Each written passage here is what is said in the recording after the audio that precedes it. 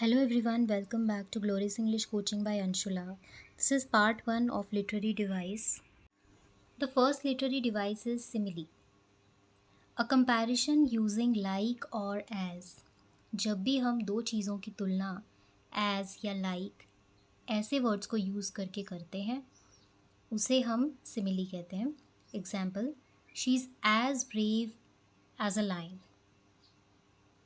Metaphor, जब एक चीज़ को हम सीधे दूसरी चीज़ को बता सकते हैं, जैसे कि एक चीज़ के बारे में दूसरी चीज़ के बारे में बताना बिना लाइक या एज के यूज़ के. For an example, time is a thief. तो यहाँ पर हम समय के बारे में बोल रहे हैं कि समय चोर है. Time is a thief. तो टाइम को हम कंपेयर कर रहे हैं थीफ के साथ और यहाँ पर लाइक या एज कुछ भी नहीं है, तो ये मेटाफर हुआ. पर्सोनिफिकेशन. पर्सन यानी कि एक इंसान.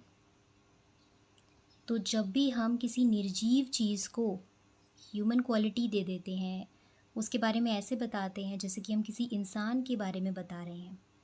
Giving human qualities to non human things, that is personification.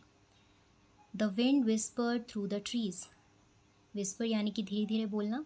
तो विंड ने विस्पर किया, धीरे धीरे बोला ट्रीज़ के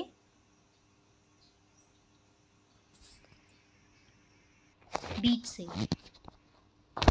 hyperbole, deliberate exaggeration for emphasis. किसी भी चीज़ को प्रभावशाली बनाने के लिए या इम्प्रेसिव बनाने के लिए बहुत बढ़ा चढ़ाकर उसके बारे में बताना. Example, I have told you a million times. मैंने तुम्हें मिलियन टाइम्स बताया है. तो इसको हम बहुत बढ़ा चढ़ाकर बोल रहे हैं. हाइपर, बढ़ाना. Alliteration, repetition of same consonant sound at the beginning of nearby words. पास पास के शब्दों में बार बार कॉन्सोनेंट साउंड का रिपीट होना. जैसे कि यहाँ पर प साउंड बहुत ज़्यादा रिपीट हुई है. Peter Piper picked a pack of pickled papers. यहाँ पर एक ही साउंड यानी कि कॉन्सोनेंट साउंड बार बार रिपीट हो रहा है, जिसे कि हम एलिट्रेशन लिटरेरी डिवाइस के नाम से जानते हैं. Next, onomatopoeia. Onomatopoeia means the words that imitate sounds. जो भी words sound को imitate करते हैं उसकी copy करते हैं. Buzz, hiss. Snake की sound को हम hiss कह देते हैं. Buzz हम bees की sound को कह देते हैं. The bees were buzzing. Bang और splash.